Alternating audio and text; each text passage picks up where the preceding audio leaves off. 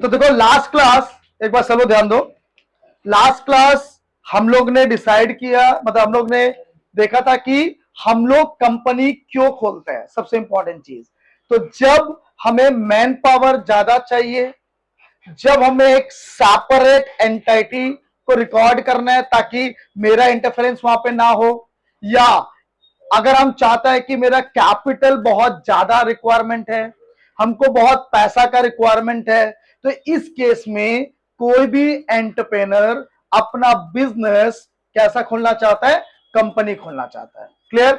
फिर हम तुम लोग को यह समझाया था कि कंपनी खोलने के लिए सबसे इंपॉर्टेंट चीज, पहला चीज क्या है, प्रोमोटर को ढूंढना।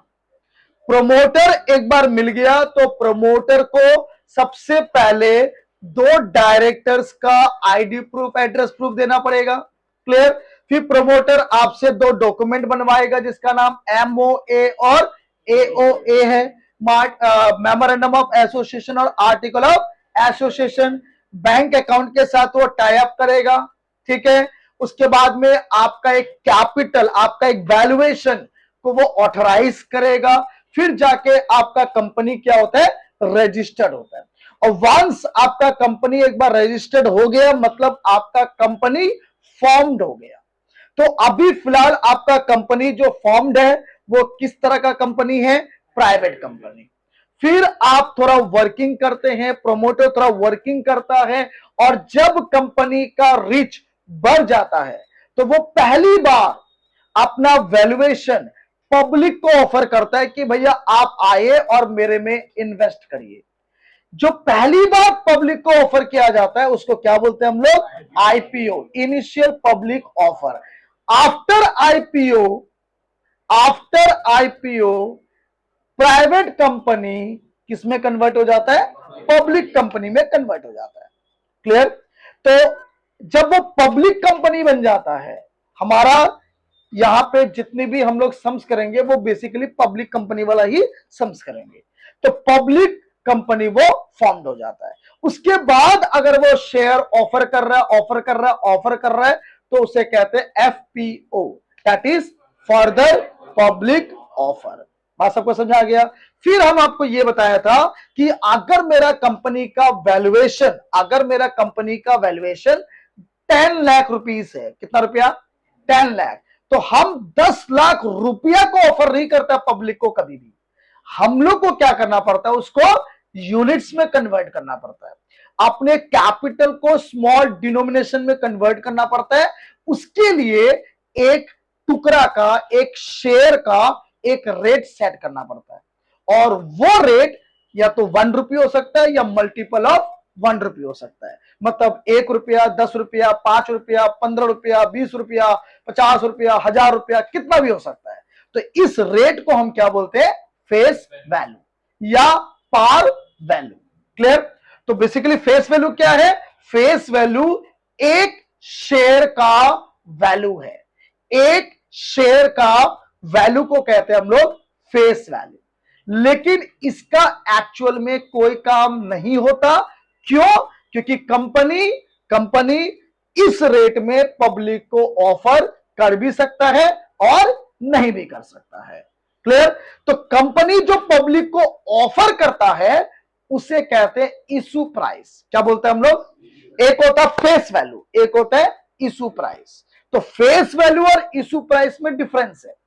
फेस वैल्यू का मतलब होता है जब कंपनी फॉर्म्ड हुआ तो शेयर का दाम आपने इनिशियली कितना रखा, इसे कहते हैं फेस वैल्यू। और आपने जो पब्लिक को ऑफर किया वो कितना में किया, उसे कहते हैं इशू प्राइस। हाँ, फेस वैल्यू और इशू प्राइस दोनों सेम भी हो सकते हैं। अगर 10 रुपया का था, आपने 10 रुपया में पब्लिक को ऑफर कर दिया, तो ये दोनों इक्वल हो गया। फेस वैल्यू भी और इशू प्राइस भी दोनों क्या है, सेम। तो अगर दोनों सेम है इसे कहा जाता है इशूड एट पार। क्या बोला जाता है, इशूड एट पार। और अगर फेस वैल्यू से ज्यादा ऑफर किया आपने, क्या किया, ज्यादा, फेस वैल्यू 10 रुपये, मैंने आपको ऑफर किया कितना में, 40 रुपए में ऑफर किया। मोर देन फेस वैल्यू में आपको ऑफर किया। सर ये कैसे आप 40 रुपए में ऑफर कर दिया, पब्लिक 40 रुपए में लेने के लिए रेडी भी हो जाएगा, कैसे? आपको बताया था कि जब आप कंपनी फॉर्म करता है उस समय आपने दाम कितना रखा, 10। लेकिन हाथों हाथ आप पब्लिक को ऑफर नहीं करते हैं, आप थोड़ा उस पर वर्कआउट करते हैं, मेहनत करते हैं, थोड़ा गुडविल बनाते हैं, रेपुटेशन बनाते हैं, तो ऑटोमेटिकली अगर आपका कंपनी अच्छा काम करेगा तो उसका मार्केट वैल्यू क्या होगा, बढ़ जाएगा। तो मार्केट वैल्यू आज मान के चलो 40 रुपया हो गया, कितना रुपया, तो ऑब्वियस बात है आज आप अगर पब्लिक को ऑफर करोगे, पीछे से कौन भाग गया, एक जन और था ना, नहीं बैठो। हाँ, तो आप जो पब्लिक को ऑफर करोगे उसको कहते हैं मार्केट प्राइस, इशू प्राइस, समझ में आ गया।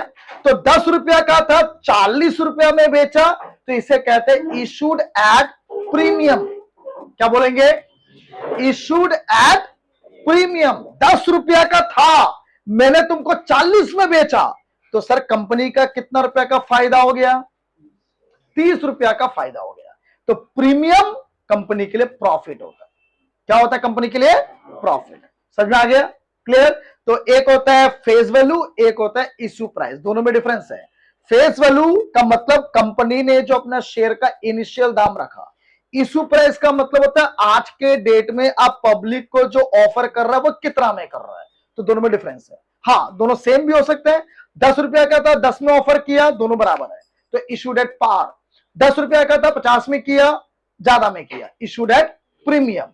10 रुपया का था 8 में भी आप कर सकता है, लेकिन कल मैंने समझाया था क्या, सेक्शन 53 ऑफ कंपनीज एक्ट 2013 के मुताबिक कोई भी कंपनी पब्लिक को इशू डिस्काउंट पे नहीं कर सकता, लेकिन हाँ डिस्काउंट में इशू कर सकता है, किसको, एम्प्लॉइज को और डायरेक्टर्स को।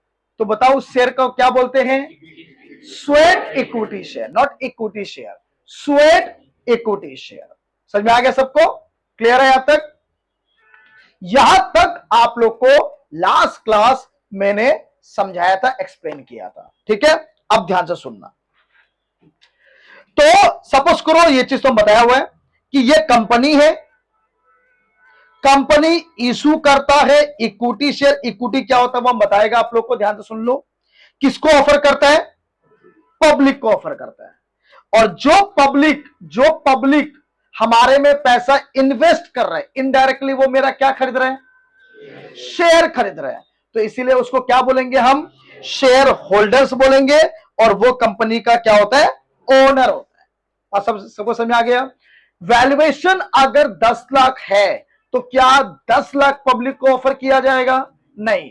हमारा काम क्या होगा, उसको स्मॉल डिनोमिनेशन में कन्वर्ट करो। तो स्मॉल डिनोमिनेशन में कन्वर्ट करने के लिए एक शेयर का एक दाम सेट करना पड़ेगा, जिसे हम लोग कहते हैं फेस वैल्यू। क्या बोलते हैं बेटा, फेस वैल्यू। तो अगर 10 लाख रुपया हमारा कैपिटल है, एक शेयर का दाम अगर 10 रुपया है, तो डिवाइड कर दो, कन्वर्ट कर दो, तो कितना आएगा, 1 लाख। इस 1 लाख को हम क्या बोलेंगे, शेयर्स बोलेंगे। क्या बोलेंगे, तो इसको ऐसे प्रोनाउंस करता है कि 1 लाख शेयर कंपनी के पास है, जिसका दाम 10 रुपया का हिसाब से है, तो कंपनी के पास टोटल अमाउंट कितना आएगा, 10 लाख आएगा। 1 lakh share at the rate 10 each is equal to 10 lakh rupees. सबको समझ में आ गया। अब ध्यान से सुनना। तो जैसे ये छोटा छोटा टुकड़ा है, कल भी हम समझाया था, एक टुकड़ा, एक शेयर अगर कोई खरीदेगा तो कितना रुपया करके देना पड़ेगा, बताओ, 10 रुपया करके, है ना। कोई 10 शेयर खरीदेगा तो कितना रुपया देना पड़ेगा, 100 रुपया।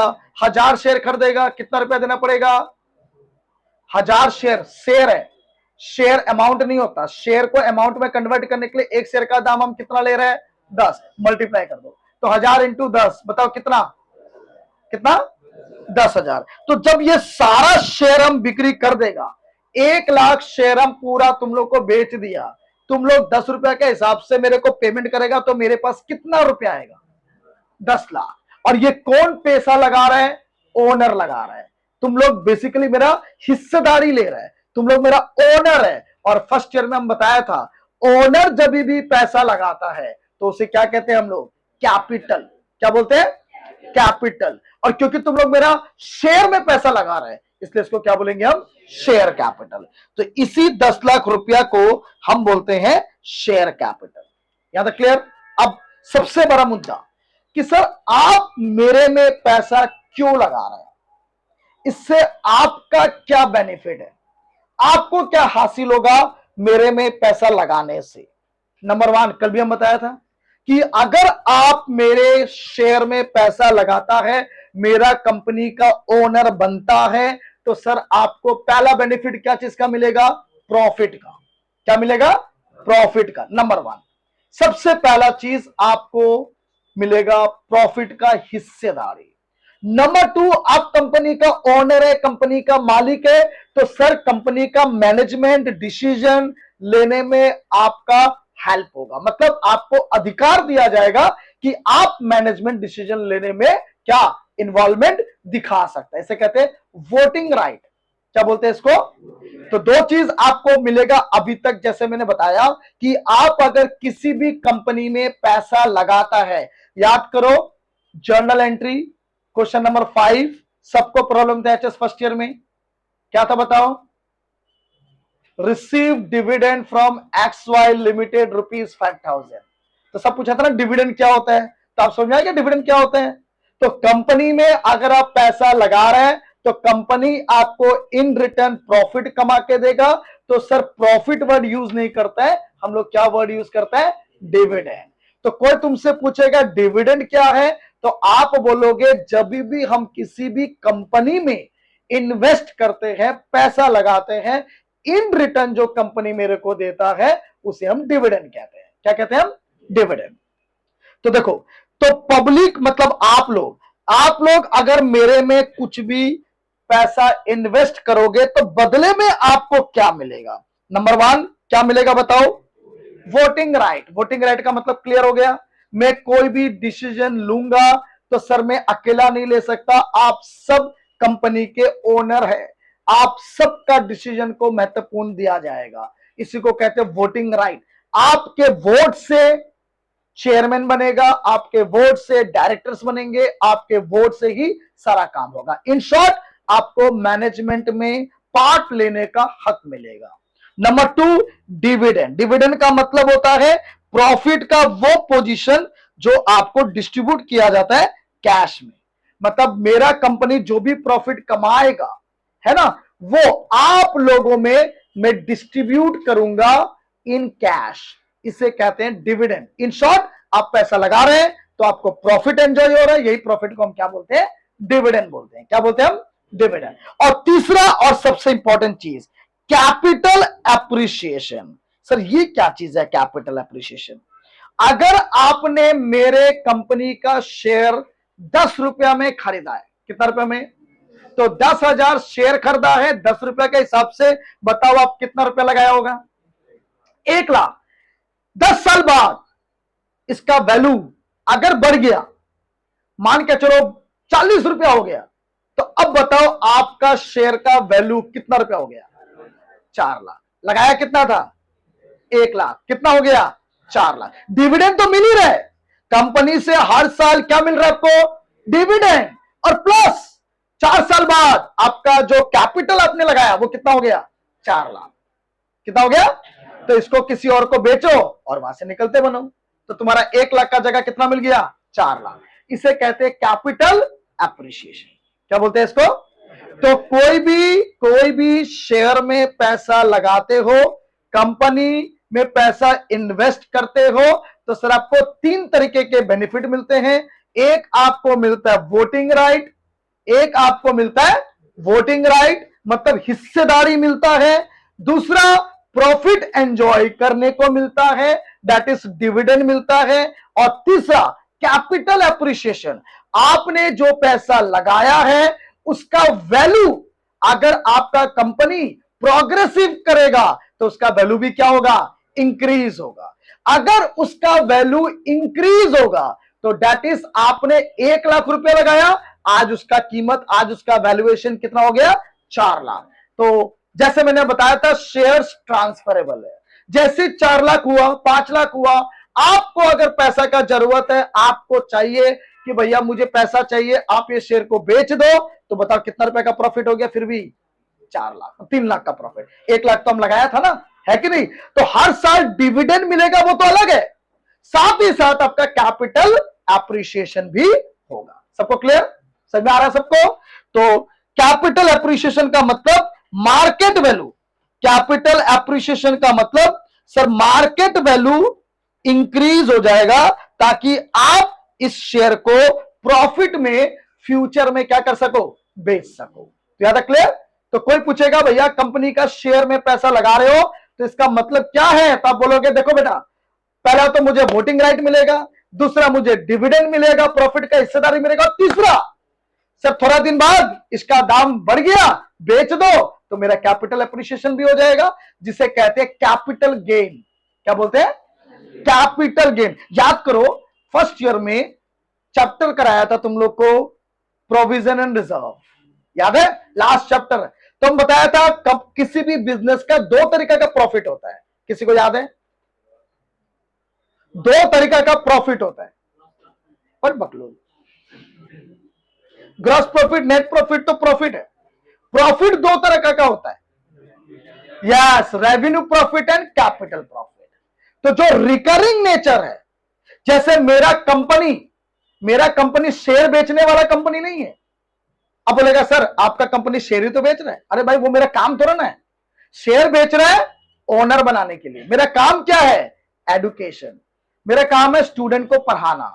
मेरा कंपनी का मेन काम है स्टूडेंट को पढ़ाना। तो स्टूडेंट को पढ़ा के जो कमाई हो रहा है, स्टूडेंट को पढ़ा के जो फीस मिल रहा है, इसे कहते हैं रेवेन्यू प्रॉफिट। क्या बोलते हैं?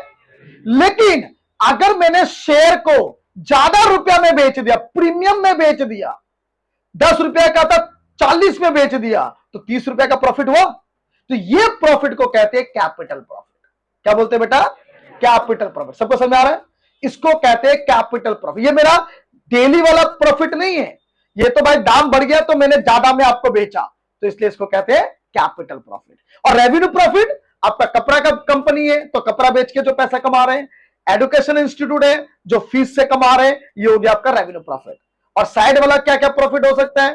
सर आपका शेयर 10 का था, 40 में बेच दिया, 30 रुपया ज्यादा में बेचा, 30 रुपया प्रीमियम को बोलते हैं कैपिटल प्रॉफिट। ये एमसीक्यू में आता भी है कि सिक्योरिटीज प्रीमियम डैश प्रॉफिट, तो आप क्या बोलोगे? Capital profit. क्या बोलोगे? तो सबसे पहले समझिए कैपिटल प्रॉफिट क्या होता है, क्लियर है? लेकिन एक चीज और, कंपनी ऐसा भी हो सकता है जिसका मेन काम तुम्हारा शेयर खरीदना बेचना, इसे कहते हैं इन्वेस्टिंग कंपनी। क्या कहते हैं? तो इन्वेस्टिंग कंपनी के लिए तो यही काम ही है, और इससे जो पैसा कमाएगा वो रेवेन्यू प्रॉफिट हो जाता है। वो कौन सा प्रॉफिट? लेकिन हम यहां इन्वेस्टिंग कंपनी का बात नहीं कर रहा, हम यहां नॉर्मल कंपनी का बात कर रहा है। तो अगर नॉर्मल कंपनी है और अगर वो शेयर प्रीमियम में बेच रहा है, तो प्रीमियम का प्रॉफिट को क्या बोलते हैं हम लोग? Capital profit. याद है सबको? क्लियर? चलो अब सब तुमसे पूछेगा ना कैपिटल क्या है। अगर तुमसे पूछेगा कैपिटल क्या है, तो कैपिटल का मतलब वो पैसा, ध्यान से सुनना, कैपिटल का मतलब वो पैसा जो ओनर मतलब शेयर होल्डर लगाता है बिजनेस में ओनरशिप के लिए, उसे क्या बोलेंगे हम? कैपिटल बोलेंगे। क्या बोलेंगे हम? कैपिटल। अच्छा एक बात बताओ, फर्स्ट ईयर में भी बताया था, कैपिटल कंपनी के लिए क्या होगा? Liability. Very good. Capital company के लिए क्या होता है? लायबिलिटी। और फर्स्ट ईयर में थोड़ा सा फ्लैशबैक करते हैं, दो तरीका का लायबिलिटी होता है कंपनी किसी भी बिजनेस का। किसी को याद है? दो तरीका का लायबिलिटी होता है किसी भी बिजनेस का। यस, एक को बोलता है ओनर्स फंड, एक को बोलता है outsider fund. Sameer coaching centre में मैंने जो पैसा लगाया है सर, वो एक लायबिलिटी हो गया, उसे कहते हैं ओनर्स फंड। और एक बाहर वाला से लोन लिया है, तुम लोग से लोन लिया है, तो सर उसे कहते हैं आउटसाइडर फंड। समझ आ गया? तो दो तरीका का लायबिलिटी, ध्यान से सुन लो, दो तरीका का लायबिलिटी होता है कंपनी का। तो कैपिटल कौन सा लायबिलिटी होगा? ओनर्स का fund. Clear? Share holders fund. तो capital is a share holders fund.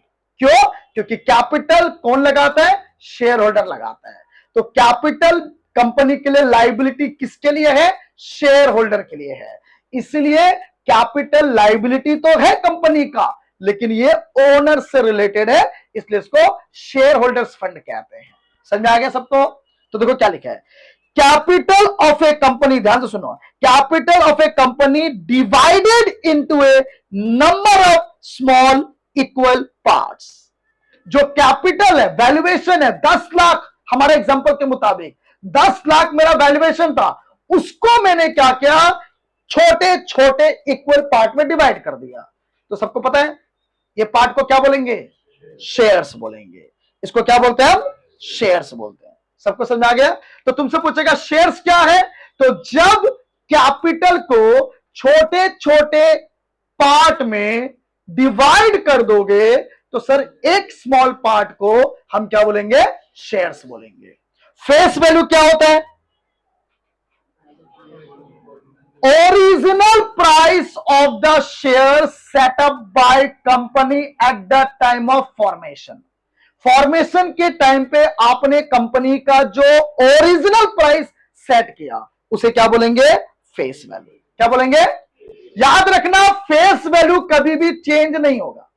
मतलब अगर 10 रुपया का था, 4 साल बाद मैंने पब्लिक को ऑफर किया 40 में, तो आप तुम बोलेगा सर अब तो 40 रुपया हो गया फेस वैल्यू। याद रखना फेस वैल्यू 40 नहीं हुआ है, फेस वैल्यू कितना है, 10 ही है। आपके पास जो शेयर गया है उसका ओरिजिनल वैल्यू कितना है, 10 ही है, लेकिन मार्केट प्राइस आज का डेट में उसका दाम कितना है, 40 है। डिफरेंस समझ आ गया? तो वही यहां पे बोला है कि फेस वैल्यू हमेशा कांस्टेंट रहेगा, वो चेंज नहीं होगा। 10 है तो 10 ही रहेगा, याद रखना।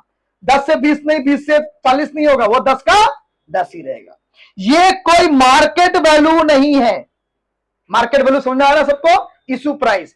Face value is not a market value, face value is a original price of the share. Clear?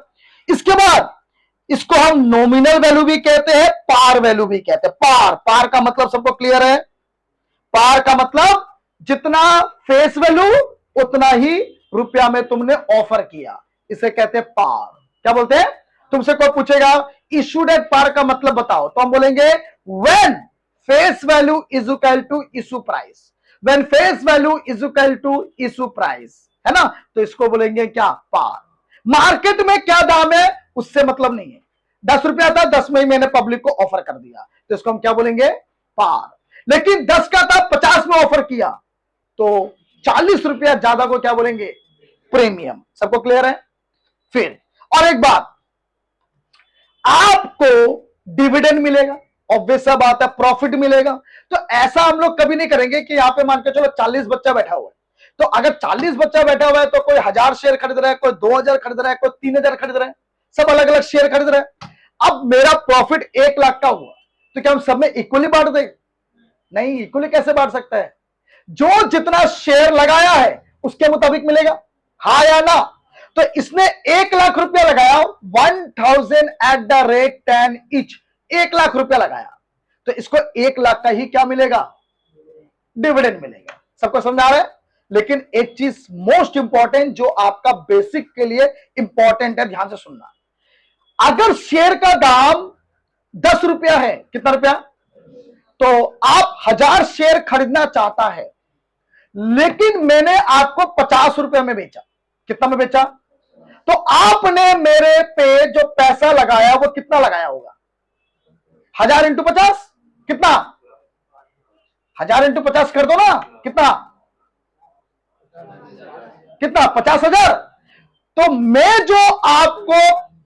जो आपको प्रॉफिट दूंगा वो अकॉर्डिंग टू 50,000 नहीं दूंगा, याद रखना। अकॉर्डिंग टू कितना दूंगा, 10,000, एक्चुअल प्राइस के हिसाब से। अब बोलोगे सर क्यों? क्योंकि कंपनी आपको क्या बोला, भैया शेयर का दाम 10 ही है, बट मैं आपसे 50 लूंगा, क्योंकि मेरा कंपनी का वैल्यूएशन क्या है, कंपनी का मार्केट प्राइस क्या है, 50 है। कंपनी तरक्की कर रहा है, तो मैं तुमसे 40 रुपया ज्यादा लूंगा।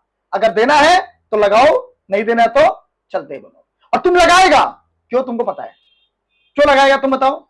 10 रुपए का सामान 40 में मिल रहा है, 50 में मिल रहा है, फिर भी तुम लगा रहे हैं, बताओ क्यों? Sir number 1 voting right, number 2 dividend, और नंबर 3 अभी 50 है, कल 100 भी होगा, 150 भी होगा, 500 भी होगा, बेचेंगे तो भी तो प्रॉफिट कमाएंगे। बस आपको समझ आ रहा है? क्लियर है यहां तक? ठीक है, तो क्या बोला वापस से, आपको कंपनी जो डिविडेंड देगा वो फेस वैल्यू पे देगा या इशू प्राइस पे देगा? फेस वैल्यू पे। 10 रुपया दाम है, 10 रुपया के हिसाब से ही डिविडेंड मिलेगा, 50 रुपया के हिसाब से डिविडेंड नहीं मिलेगा। सबको क्लियर है? चलो, तो वही यहां पे लिखा हुआ है, कल मैंने भेज दिया था ना, नोट कर लिया था सब लोग? चलो, नोट नहीं करना अभी। अब ध्यान से सुनना। अब बात आता है कि कंपनी जो शेयर ऑफर करता है पब्लिक को, तो वो कैसे ऑफर करता है, क्या क्या तरीका से वो ऑफर कर सकता है? तो पहला होता है पब्लिक इशू। क्या होता है पब्लिक इशू? का मतलब सिंपल है, आपको पैसा का जरूरत है, आपको पैसा का जरूरत है, शेयर आपको बेचना है, किसको बेचेंगे? पब्लिक को बेचेंगे, पब्लिक आपको पैसा देगा, वो पैसा को आप यूटिलाइज करोगे, इसे कहते हैं पब्लिक इशू। क्या बोलते हैं इसको? Public issue. Second, private placement. क्या नाम है? अब इसका मतलब क्या है? समीर कॉमर्स कोचिंग सेंटर अभी कंपनी है, मान के चलो, अभी समीर कॉमर्स कोचिंग सेंटर क्या है? कंपनी है, मान के चलो, ठीक है? और किसी भी कंपनी का हिस्सेदारी होता है, हिस्सेदारी को क्या बोलते हैं हम? शेयर्स बोलते हैं। अब मेरे पास ऑप्शन है, हम अपना शेयर पब्लिक को ऑफर कर दें और उससे पैसा कमा लें, ठीक है? तो मेरा कंपनी पब्लिक लिमिटेड हो जाएगा, पब्लिक कंपनी हो जाएगा। हम ऐसा भी कर सकते हैं, ध्यान से सुनना, हम ऐसा भी कर सकते हैं, पब्लिक को ना बेचे, पब्लिक को ऑफर ना करे, हम क्या करें? विकास से पूछेगा, वो मेरा दोस्त है, हम पूछेगा शेयर खरीदना है? विकास बोला हाँ हाँ तेरा शेयर हम खरीदूंगा, और मैंने क्या क्या उसी को शेयर दे दिया। तो इसे कहते हैं प्राइवेट प्लेसमेंट। क्या बोलते हैं? प्राइवेट। प्राइवेट का मतलब समझ आएगा? जिससे आपका रिश्तेदारी है, जिससे आपका भरोसा है, जिससे आपका जान पहचान है, आप उसको दे दिया। शार्क टैंक कल बताया था ना, तो शार्क टैंक में जो एंटरप्रेन्योर आता है और जो शार्क को ऑफर करता है 20% इक्विटी, ये भी क्या एक तरह का प्राइवेट प्लेसमेंट है, हाँ कि नहीं? वो भी क्या कर रहा है? पर्टिकुलर एक बंदा को दे रहा है ना शेयर अपना, पब्लिक को थोड़ा बांट रहा है, वो किसको दे रहा है? शार्क को दे रहा है। तो इसको भी क्या बोलेंगे? Private placement. सबको समझ आ गया? तो कंपनी, प्राइवेट प्लेसमेंट आता है 2 मार्क्स का क्वेश्चन, 2 मार्क्स का क्वेश्चन आएगा, प्राइवेट प्लेसमेंट का मतलब क्या है? तो कंपनी जब अपना शेयर पर्टिकुलरली किसी एक बंदे को, रिलेटिव को, या किसी भी प्राइवेट इंडिविजुअल को ऑफर करे, पब्लिक को ऑफर ना करे, तो उसको क्या बोलते हैं हम? Private placement. क्या बोलते हैं बेटा? Right issue. ध्यान से सुन लो, राइट इशू। अब ये राइट इशू क्या है? अब सुनो, मान के चलो समीर कॉमर्स कोचिंग सेंटर का तुम सब लोग शेयर होल्डर है, तुम सब लोग ओनर है, तुम सब लोग शेयर होल्डर है, तुम सब लोग मालिक है। क्लियर हो गया? अब मान के चलो, सागर क्या पर बना रहा है? मालिक बन गया। हाँ देखो यहां, तो हम क्या बोला? तुम सब लोग मान के चलो समीर कॉमर्स कोचिंग सेंटर का मालिक है। क्लियर हो गया? अब 1 लाख शेयर कंपनी के पास पड़ा हुआ है और कंपनी को पैसा का जरूरत है, ठीक है?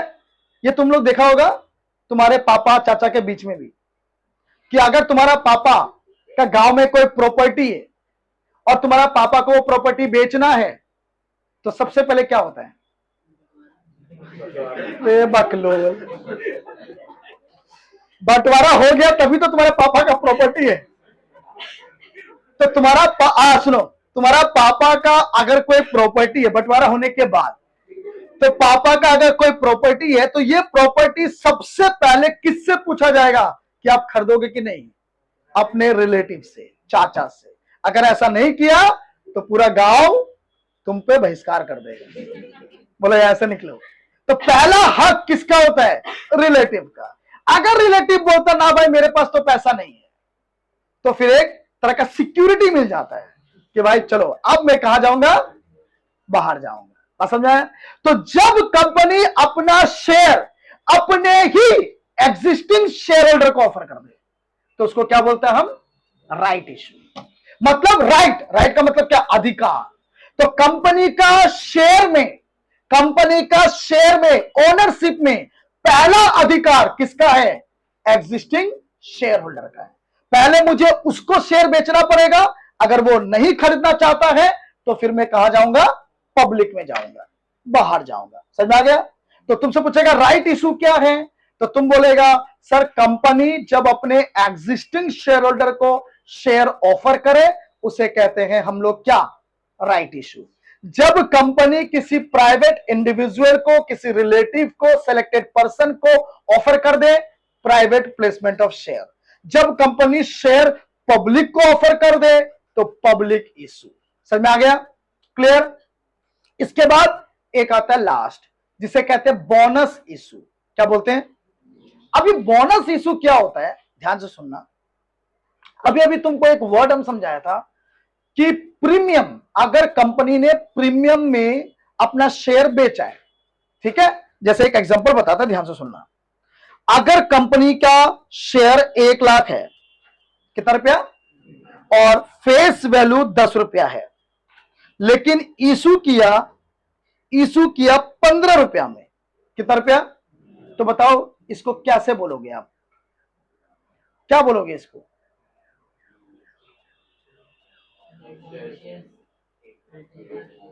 शेयर्स इशूड एट प्रीमियम, मतलब शेयर का दाम कितना है? 10, बेचा कितना में? 15। हाँ या ना? तो कंपनी के पास जो पैसा आएगा, 1 लाख इंटू कितना आएगा? 1 लाख इंटू 15 आएगा। बताओ कितना आ गया? 15 लाख आएगा। क्लियर?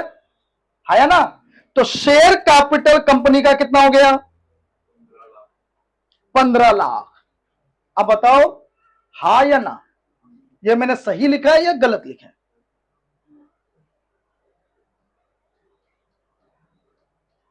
ये मैंने सही लिखा है या गलत लिखा है? सही लिखा है। सर ये मैंने गलत लिखा है। अभी अभी आपको मैंने समझाया कि सर शेयर का दाम कितना है? 10, आप पे कितना कर रहे हैं? 15। उसका कोई लुकआउट नहीं है। आप 4 रुपया 5 रुपया कंपनी को ज्यादा पे कर रहे हैं, वो आपका कैपिटल का पार्ट नहीं है। वो आप ज्यादा पे कर रहे हैं क्योंकि आपको शेयर चाहिए। मैं ज्यादा इसलिए ले रहा हूं क्योंकि मेरा मार्केट प्राइस ज्यादा है। बस समझ आ रहा है? तो शेयर कैपिटल ये गलत कंसेप्ट है। तो कंपनी ऐसे दिखाता है इसको, 1 लाख इंटू 10 कितना? 10 लाख। इसको दिखाएगा कंपनी शेयर कैपिटल। मेरा लायबिलिटी आपके लिए 10 लाख ही है, याद रखना। अब बोलेगा सर मैंने तो 15 लाख रुपया लगाया। लगाने से नहीं है, 5 लाख रुपया मैं आपसे एक्स्ट्रा ले रहा हूं, तो वो आपका पैसा नहीं है। और 1 लाख इंटू 5 लाख, इसको मैं अलग अकाउंट में दिखाऊंगा जिसे कहते हैं सिक्योरिटीज प्रीमियम। क्या कहते हैं? मतलब एक तरह का प्रॉफिट, एक तरह का प्रॉफिट। कौन सा प्रॉफिट है ये? सिक्योरिटीज प्रीमियम का प्रॉफिट कौन सा प्रॉफिट है? Capital profit. समझ में आ गया सबको? क्लियर है यहां तक?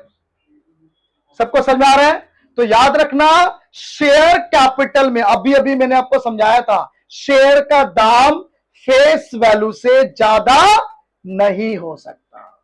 जब भी आप शेयर कैपिटल का अमाउंट लिखोगे अकॉर्डिंग टू फेस वैल्यू, जो एक्स्ट्रा ले रहे हैं वो कैपिटल का पार्ट नहीं है, वो कहां जाएगा? प्रीमियम में जाएगा, वो प्रॉफिट में जाएगा। सबको क्लियर है? अब ध्यान से सुनना, ये 5 लाख रुपया कंपनी का जो प्रॉफिट है, क्या ये? सर ये प्रॉफिट का कंपनी क्या करेगा? मैंने अभी अभी आपको समझाया था, है ना? जैसे सागर बोल रहे हैं भाई प्रॉफिट है, आप ओनर है, तो आपको मैं क्या कर दूं? बांट दूं।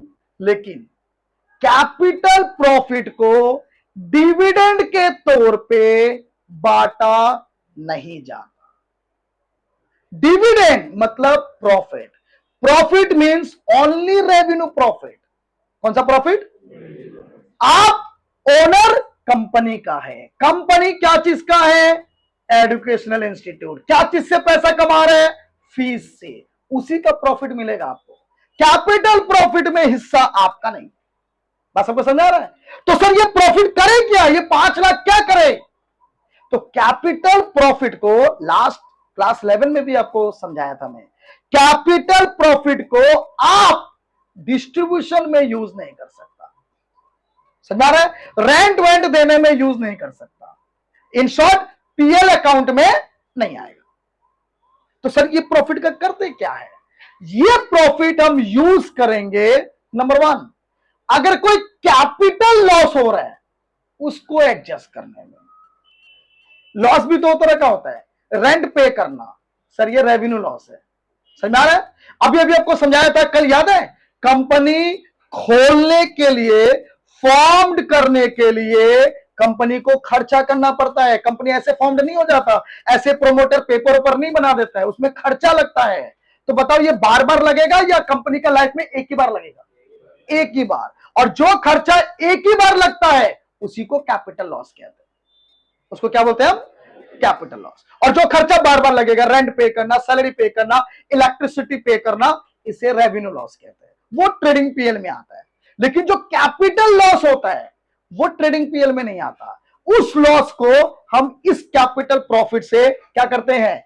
एडजस्ट करते हैं, सेट ऑफ करते हैं। सबको क्लियर हो गया? क्लियर? लेकिन मेरा मुद्दा ये समझाना नहीं है, मेरा मुद्दा क्या है कि सर ये 5 लाख, ध्यान से सुनो, ये 5 लाख का अगर आपके पास प्रॉफिट है तो सर इससे आप क्या कर सकते हैं? आपका कोई कैपिटल लॉस नहीं है, सब राइट ऑफ हो चुका है, आप ये ओनर में बांट भी नहीं सकता क्योंकि डिविडेंड के तौर पे नहीं दे सकता। तो सर ये 5 लाख क्या करे? कुछ तो करना पड़ेगा, कैपिटलाइज करना पड़ेगा। तो कंपनी, सुनो, तो कंपनी क्या करता है, ध्यान से सुनना, कंपनी देखता है भाई जितने भी ओनर हैं आप लोग के कारण ही तो हम कमा रहे हैं। कंपनी शेयर होल्डर से ही तो चलता है, कंपनी एम्प्लॉय से ही तो चलता है या ना? क्लियर है यहां तक? तो कंपनी क्या डिसीजन लेता है कि जितने भी एग्जिस्टिंग शेयर होल्डर होता है, कौन होता है? एग्जिस्टिंग शेयर होल्डर, आप लोग सब ऑलरेडी शेयर होल्डर है, आप लोग के कारण ही कंपनी इतना तरक्की कर रहा है। तो कंपनी क्या करता है, ये प्रॉफिट को शेयर्स में कन्वर्ट कर देता है। जैसे 5 लाख है, अब इसको शेयर में कन्वर्ट कैसे किया जाएगा बताओ एक बार? वेरी गुड, फेस वैल्यू से डिवाइड कर दो। फेस वैल्यू 10 रुपया, तो 5 लाख को 10 रुपए से डिवाइड कर दो, कितना बन गया? 50,000। ये 50,000 शेयर को मैं क्या करूंगा? फ्री में, क्या फ्री में, पैसा नहीं, फ्री में आप सबको बांट दूंगा एज अ बोनस शेयर। तो इससे आप खुश हो जाएगा। इक्वली नहीं, अकॉर्डिंग टू रेशियो, उसके लिए टेक्निक होता है, वो हम लोग पढ़ेंगे फ्यूचर क्लास में। मतलब अभी क्लास 12 में जरूरत नहीं है, क्लास 12 में सिर्फ बोनस शेयर का मतलब समझना आपको। तो बोनस शेयर का मतलब एग्जिस्टिंग शेयर होल्डर को जो शेयर फ्री ऑफ कॉस्ट मिलता है, फ्री में मिलता है। अगर पैसा देके मिल रहा है तब तो वो राइट शेयर हो गया, राइट इश्यू हो गया। लेकिन अगर फ्री में मिल रहा है तो सर वो क्या हो गया? बोनस शेयर हो गया। बात सबको समझ आ रहा है? तो कंपनी अपना शेयर जो ऑफर करेगा, इशू करेगा, वो किस किस कैटेगरी में कर सकते हैं? नंबर 1 पब्लिक को, इसे पब्लिक इशू कहते हैं। नंबर 2 किसी पर्टिकुलर मान के चलो पर्सन को प्राइवेट प्लेसमेंट कहते हैं, या अपने एग्जिस्टिंग शेयर होल्डर को बेचेगा, राइट शेयर कहते हैं, या अपने एग्जिस्टिंग शेयर होल्डर को फ्री ऑफ कॉस्ट दे देगा, तो उसे क्या कहते हैं? Bonus share. तो ये कंपनी का टेक्निक है, तरीका है अपने शेयर को इशू करने का। यहां तक क्लियर है सबको? समझ में आ रहा है सबको? चलो, अब इशू प्राइस सबको पता ही है।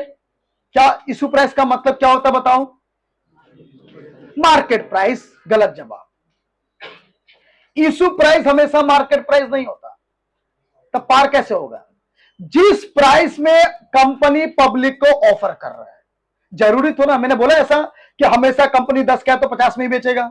नहीं, मैंने तो ऑप्शन दिया ना आपको कि कंपनी ऐसा भी कर सकता है 10 का है 10 में बेच दे, भले मार्केट प्राइस 50 है लेकिन वो 10 का है तो क्या बेचेगा? 10 में ही बेचेगा। तो सर मार्केट प्राइस तो ना 10 है, वो तो मार्केट प्राइस 50 है, लेकिन आप बेच रहे 10, उसको इशू प्राइस बोलते हैं। तो इशू प्राइस का मतलब होता है जिस प्राइस में आप पब्लिक को ऑफर कर रहा है अपना शेयर, उसे क्या बोलते हैं हम? Issue price. वो फेस वैल्यू के बराबर हो सकता है, वो मार्केट वैल्यू के बराबर हो सकता है। अगर फेस वैल्यू के बराबर है इशूड एट पार, अगर मार्केट वैल्यू के बराबर है इशूड एट प्रीमियम। सबको समझ आ रहा है? अच्छा, वापस एक बार हम बता रहे हैं, अगर इशूड एट प्रीमियम है 10 रुपया का सामान का 15 रुपया आपने चार्ज किया, तो बताओ आपका कैपिटल के तौर पे मैं कितना लिखूंगा? 10 या 15? 10। 10 या 15? 10। क्लियर? 5 रुपया जो आपसे मैंने एक्स्ट्रा लिया, बताओ वो कहां लिखूंगा? सिक्योरिटीज प्रीमियम में। सर ये 5 रुपया कंपनी के लिए क्या है? कैपिटल प्रॉफिट है। क्या ये डिविडेंड देने में यूज कर सकते हैं? सर नहीं कर सकते। तो इस कैपिटल प्रॉफिट का आप क्या करोगे?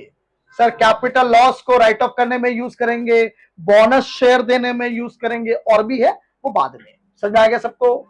यहां तक क्लियर है? डिविडेंड किसके ऊपर मिलता है? कंपनी आपको डिविडेंड देगा किसके ऊपर? फेस वैल्यू के ऊपर। जो आपका फेस वैल्यू के मुताबिक कैपिटल है, उसी के ऊपर आपको क्या दिया जाएगा? डिविडेंड दिया जाएगा। सबको क्लियर है? तो देखो वही यहां पे लिखा है कि कंपनी 3 तरीका से इशू प्राइस सेट कर सकता है। नंबर 1, अगर कंपनी का issue price is equal to face value हो जाए तो उसको क्या बोलते हैं हम? Issued at par. अगर कंपनी का issue price is equal to issue price greater than face value हो जाए तो उसको क्या बोलेंगे? Issued at premium. और अगर आईपी से कम, फेस वैल्यू, आईपी जो है फेस वैल्यू से कम है तो उसको क्या बोलेंगे? Issued at discount. लेकिन क्या कंपनी पब्लिक को डिस्काउंट में इशू कर सकता है? नहीं कर सकता। सेक्शन 53 ऑफ कंपनीज एक्ट के मुताबिक वो नहीं कर सकता। लेकिन हाँ, डिस्काउंट में इशू कर सकता है। किसको? एम्प्लॉइज और डायरेक्टर्स को। उसे क्या बोलते हैं? Sweat equity shares. समझ में आ गया? अच्छा, एक चीज और बताओ जो कल भी हम तुम लोग को बताया था कि अगर मैं बोलूं इनकॉर्पोरेशन, अगर मैं पूछूं इनकॉर्पोरेशन का मतलब क्या है, क्या बोलोगे आप?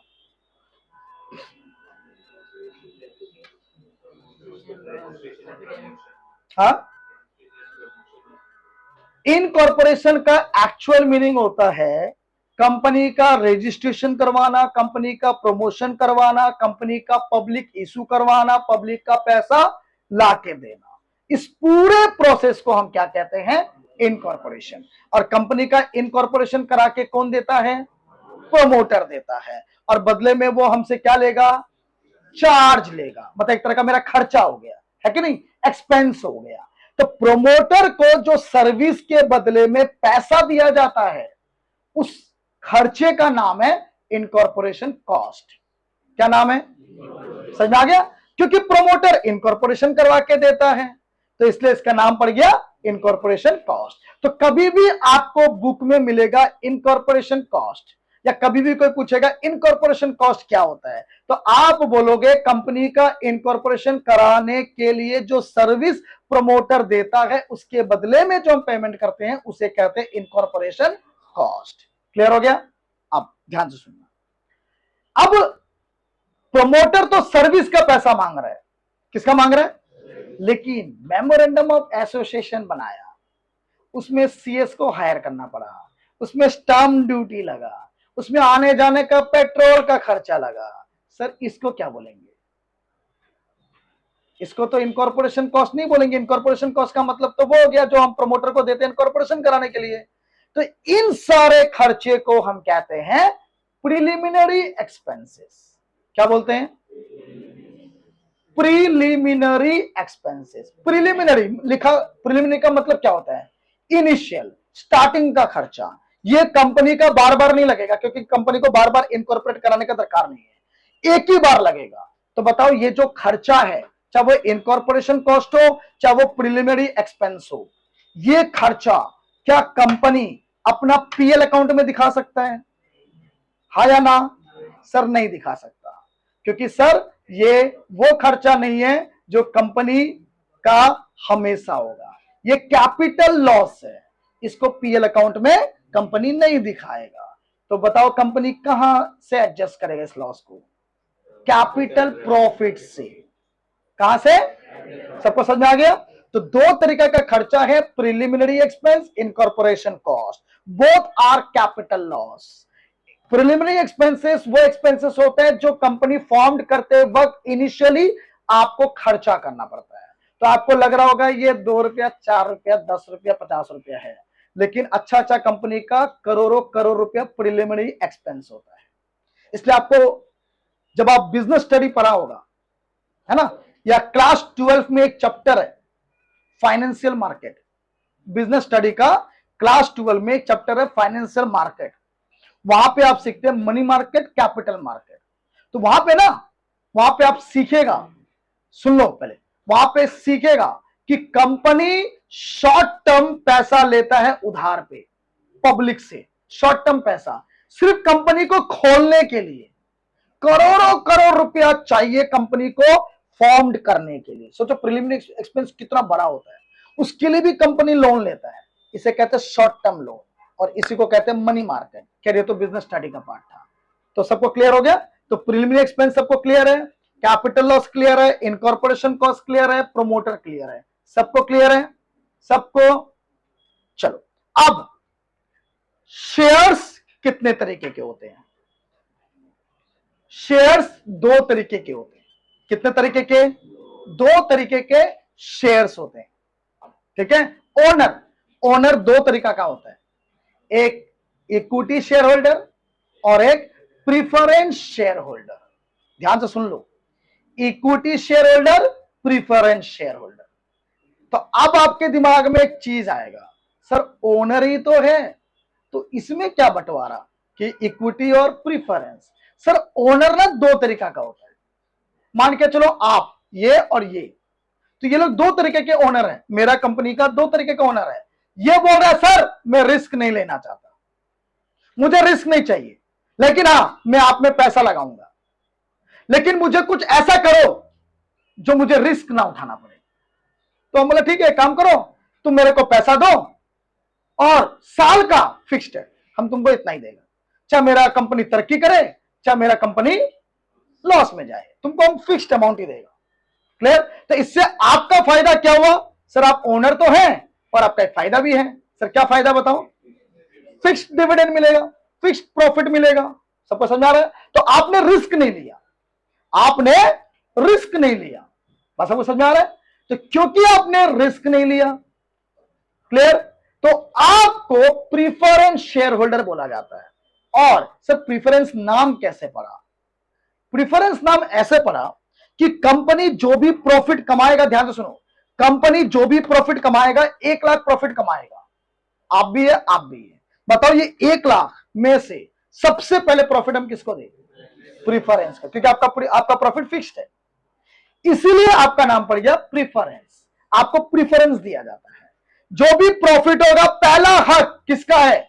आप लोग का है, फिर बचा वो किसका है? आप लोग का है। तो फिर आप बोलेगा सर तब तो इक्विटी में कोई पैसा नहीं लगाएगा। अरे भाई क्यों नहीं लगाएगा? अगर प्रॉफिट 10 करोड़ हुआ है और प्रीफरेंस को सिर्फ 1 लाख ही देना है, तो 10 करोड़ में से 1 लाख प्रीफरेंस को मिला, बाकी जो बचा वो किसको मिलेगा? इक्विटी को मिलेगा। वो रिस्क लिया तो रिवार्ड भी तो मिल रहा है ना। तो वो आप बोलेगा सर इक्विटी में लगाए या प्रीफरेंस में लगाए, तो सर वो आपका लुकआउट है, आप देखो रिस्क लेना है या नहीं लेना। अगर रिस्क लेना है इक्विटी में लगाओ, रिस्क नहीं लेना है तो प्रीफरेंस में लगाओ। समझ में आ गया? तो आपसे क्या हो गया समय? क्या हो गया? तुम नया स्टूडेंट नहीं है, पुराना ही है। समझ आ गया ना? ये सब चीज है ना, 15 दिन लग जाएगा अगर किताब पढ़ेगा तो। हम बेवकूफ नहीं है जो 3 या 4 दिन ऐसे बर्बाद कर रहे हैं। तुम लोग को भी बोल रहे हैं, हम बेवकूफ नहीं है जो 3-4 दिन हम बर्बाद कर रहे हैं ये सब समझाने में। डायरेक्टली बाकी टीचर लोग का जैसा कॉपी खोलो, एंट्री लिखो, बैंक टू शेयर एप्लीकेशन, कहां से आया बैंक, कहां से शेयर एप्लीकेशन, अत्ता पता नहीं है। हम भी ऐसा करना स्टार्ट कर देगा, रट्टा मार लो। समझ रहे? यहां कोई कॉमेडी थोड़ा कर रहा है। तो दो तरीके के शेयर होल्डर होते हैं, इक्विटी और प्रेफरेंस। डिफरेंस क्या है? इस बार भी आया था एग्जाम में। तो equity are the real owner of the company, preference are the secondary owner of the company. Real owner, सबका अधिकार, सब चीज उसका है। प्रिफरेंस भी ओनर है, लेकिन हर चीज के लिए नहीं है उसका अधिकार। क्लियर? नंबर 2, इक्विटी को डिविडेंड फिक्स नहीं मिलेगा, फ्लक्चुएटिंग। प्रॉफिट ज्यादा, डिविडेंड ज्यादा, प्रॉफिट कम, डिविडेंड कम। लेकिन प्रेफरेंस को जो डिविडेंड मिलेगा वो क्या मिलेगा? फिक्स मिलेगा। उसको डिविडेंड फिक्स्ड, उससे ज्यादा भी नहीं, उससे कम भी नहीं। समझ में आ गया? तीसरा, अगर कंपनी लिक्विडेशन हुआ, वाइंडिंग अप हुआ, कंपनी बंद हो गया, तो पहला अधिकार डिविडेंड का और कैपिटल लौटाने का किसका होगा? प्रिफरेंस शेयर होल्डर का। और अगर बचा तो इक्विटी को मिलेगा, नहीं बचा तो इक्विटी को नहीं मिलेगा। तो इसको बोला जाता है कि preference shareholder have preferential right regarding dividend and capital. मतलब डिविडेंड और कैपिटल से रिलेटेड पहला हक, पहला अधिकार किसका है? प्रिफरेंस शेयर होल्डर का है। और बाद में किसका है? इक्विटी शेयर होल्डर का है। समझ में आ गया? क्लियर? और एक लास्ट, सर लास्ट क्या है? इक्विटी। जैसे मान के चलो मैं समीर कोचिंग सेंटर का ओनर हूं, तो मैंने समीर कोचिंग सेंटर में पैसा लगा दिया, लेट से 10 लाख, क्या वो मुझे रिटर्न मिलेगा? फर्स्ट ईयर में बताया हुआ है। क्या मैंने कैपिटल 10 लाख रुपया लगा दिया तो वो क्या कंपनी मेरे को 10 लाख रुपया कल लौटाएगा? सर नहीं, अंटिल कंपनी बंद ना हो जाए तब तक वो पैसा वहीं पे इन्वेस्ट रहेगा। इसे कहते हैं नॉन रिडीमेबल। क्या बोलते हैं? रिडीमेबल का मतलब होता है जैसे मैंने बैंक से अगर लोन लिया तो मुझे लौटाना पड़ेगा कि नहीं लौटाना पड़ेगा? लौटाना पड़ेगा। मैंने इससे 10 रुपया उधार लिया तो बोला कल दे दूंगा, तो कल मुझे देना पड़ेगा। लेकिन इक्विटी में अगर आप पैसा लगाया तो आप भूल जाओ, वो पैसा आपको नहीं मिलेगा, वो पैसा कंपनी में इन्वेस्ट हो गया। हाँ, उसके बदले में आप क्या एंजॉय करोगे? प्रॉफिट एंजॉय करोगे। समझ में आ गया? लेकिन प्रिफरेंस शेयर होल्डर जो होता है वो कैपिटल अगर लगाता है तो उसके पास ऑप्शन होता है। वो बोलेगा हम 5 साल के लिए लगाएगा, तो 5 साल तक वो प्रॉफिट भी एंजॉय करेगा, 5 साल के बाद उसको पैसा भी लौटाया जाएगा। इसलिए इसको बोलते हैं रिडीमेबल। क्या बोलते हैं? तो equity share holder are non redeemable. उसको पैसा लौटाया नहीं जाता अनटिल एंड अनलेस क्या ना हो जाए? लिक्विडेशन ना हो जाए। कंपनी बंद हो गया तब तो भाई पैसा सबको देना ही पड़ेगा। कंपनी जब तक चल रहा है तब तक इक्विटी शेयर होल्डर को पैसा रिटर्न नहीं मिलेगा। समझ में आ रहा बात? लेकिन प्रिफरेंस शेयर होल्डर ने अगर पैसा लगाया है 5 साल बाद, 10 साल बाद, 15 साल बाद, अकॉर्डिंग टू एग्रीमेंट कंपनी उसको पैसा लौटा दे देगी। तो पैसा लौटा दे रहा है इसे कहते हैं रिडीमेबल, पैसा नहीं लौटा रहा है इसे कहते हैं नॉन रिडीमेबल। समझ में आ गया? तो equity are the real owner of the company, preference are the secondary owner of the company. Equity को फ्लक्चुएटिंग डिविडेंड मिलता है, प्रिफरेंस को फिक्स्ड डिविडेंड मिलता है। Equity has no preferential right but preference shareholder have preferential right regarding dividend and capital. Equity are non-redeemable, preference are redeemable. सबको clear है यहां तक? ठीक है, चलो एक बार मैट निकालो।